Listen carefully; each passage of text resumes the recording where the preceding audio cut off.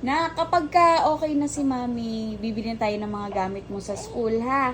Katulad ng bag, ng shoes, mga paper, mga ganyan. Ha? Yun yung mga bibili natin sa'yo. Okay? Mami, baka makalimutan mo yun. Ano ko, baon ko? Ano baon? Baon agad, tigil mo yun. Ipon party lang yun. Ano? Ipon party lang yun. Ano sabi mo, importante yon? Ano importante doon? Ang importante, badge. Yung mga classmate ko, puro pagkain ako wala. Ay, no. So, pagkain ang bibili natin. Baon mo. Ang mahirap na, bang magutom ako. O siyempre, baon muna. Hindi ka na ba po naaawa sa akin? Hindi ako maaawa sa'yo. Hindi ko makakalimutan yung baon mo. Pero importante, gamit muna sa school ang bilhin natin. Eh,